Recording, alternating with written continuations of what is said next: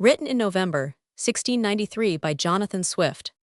Thrice with a prophet's voice and prophet's power, the muse was called in a poetic hour, and insolently thrice the slighted maid dared to suspend her unregarded aid. Then with that grief we form in spirits divine, pleads for her own neglect, and thus reproaches mine. Once highly honored, false is the pretense you make to truth, retreat, and innocence. Who, to pollute my shades, brings to you with thee down the most ungenerous vices of the town. Ne'er sprung a youth from out this isle before I once esteemed, and loved, and favoured more, nor ever maid endured such court-like scorn, so much in mode, so very city-born.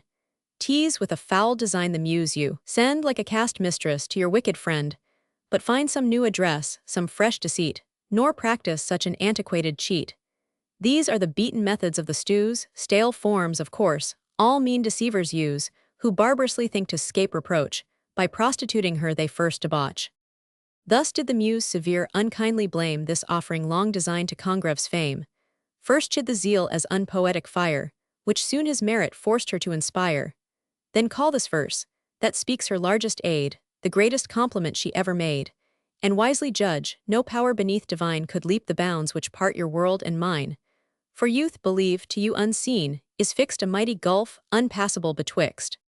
Nor tax the goddess of a mean design to praise your parts by publishing of mine.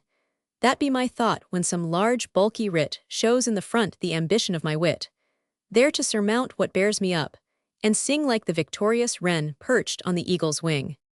This could I do, and proudly o'er him tower, were my desires but heightened to my power. Godlike the force of my young Congreve's bays, softening the muse's thunder into praise, sent to assist an old unvanquished pride that looks with scorn on half mankind beside. A pride that well suspends poor mortals' fate, gets between them and my resentment's weight, stands in the gap, twixt me and wretched men, avert impending judgments of my pen. Thus I look down with mercy on the age, by hopes my Congreve will reform the stage. For never did poetic mind before produce a richer vein, or cleaner ore. The bullion stamped in your refining mind serves by retail to furnish half mankind. With indignation I behold your wit forced on me, cracked and clipped and counterfeit, by vile pretenders, who a stock maintain from broken scraps and filings of your brain. Through native dross your share is hardly known, and by short views mistook for all their own. So small the gains those from your wit do reap, who blend it into folly's larger heap, like the sun's scattered beams which loosely pass, when some rough hand breaks the assembling glass. Yet want your critics no just cause to rail, since knaves are ne'er obliged for what they steal. These pad on wit's high road, and suits maintain with those they rob, by what their trade does gain.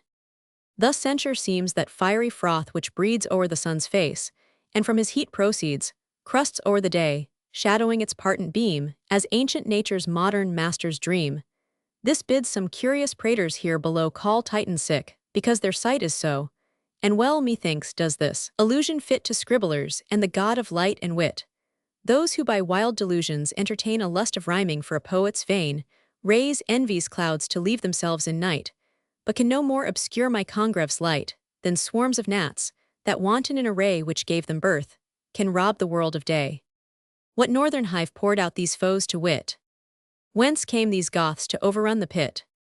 How would you blush the shameful birth to hear of those you so ignobly stoop to fear?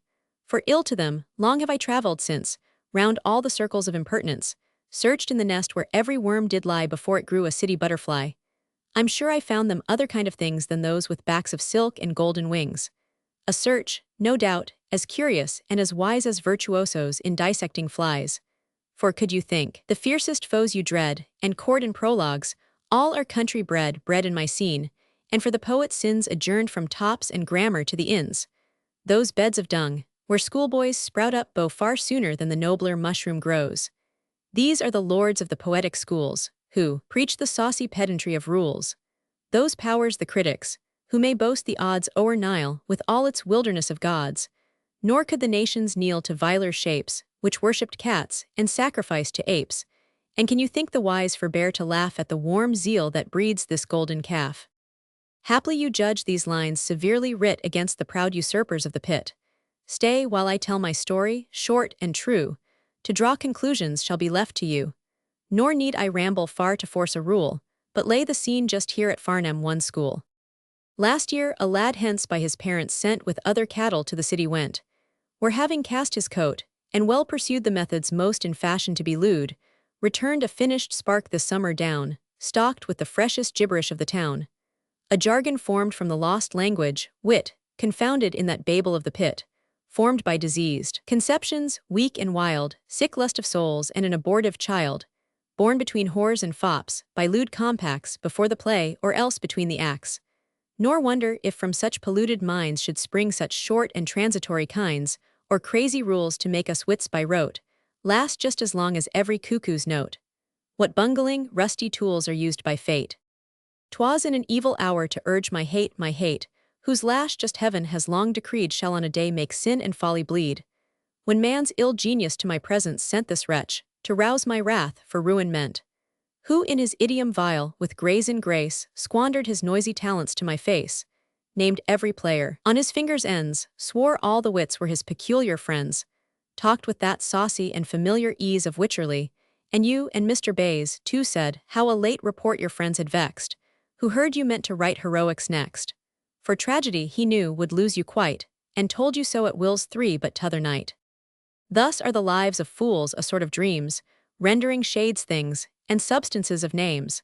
Such high companions may delusion keep, lords are a footboy's cronies in his sleep. As a fresh miss, by fancy, face, and gown, rendered the topping beauty of the town, draws every rhyming, prating, dressing sought to boast of favors that he never got. Of which, whoe'er lacks confidence to prate, brings his good parts and breeding in debate.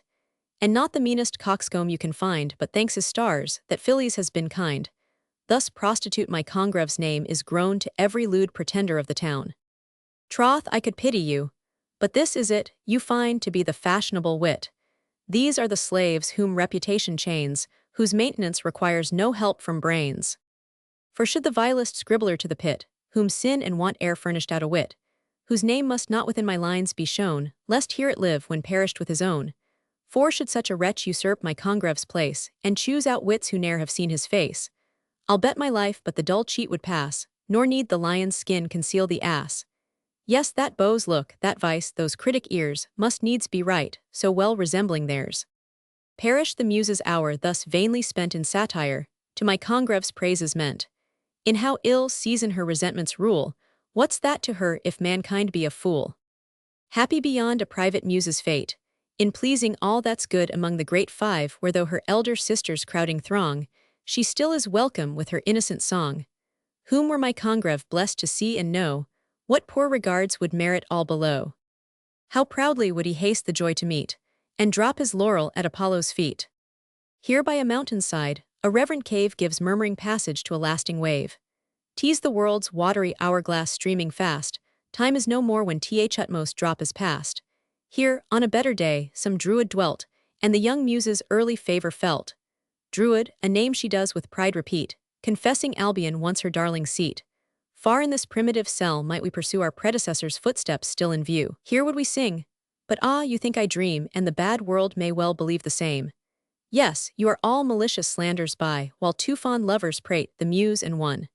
Since thus I wander from my first intent, nor am that grave adviser which I meant, take this short lesson from the god of bays, and let my friend apply it as he please. Beat not the dirty paths where vulgar feet have trod, but give the vigorous fancy room. For when, like stupid alchemists, you try to fix this nimble god, this volatile mercury, the subtle spirit all flies up in fume, nor shall the bubbled virtuoso find more than fade insipid mixture left behind. 6 While thus I write, vast shoals of critics come, and on my verse pronounce their saucy doom. The muse like some bright country virgin shows fallen by mishap among a knot of beaux. They in their lewd and fashionable prate, rally her dress, her language, and her gait. Spend their base coin before the bashful maid, current like copper and as often paid. She, who on shady banks has joyed to sleep near better animals, her father's sheep, shamed and amazed, beholds the chattering throng, to think what cattle she has got among. But with the odious smell and sight annoyed, in haste she does th offensive herd avoid. 'Tis time to bid my friend a long farewell, the muse retreats far in yon crystal cell. Faint inspiration sickens as she flies, like distant echo spent, the spirit dies. In this descending sheet you'll haply find some short refreshment for your weary mind, naught it contains is common or unclean, and once drawn up, is ne'er let down again. 7.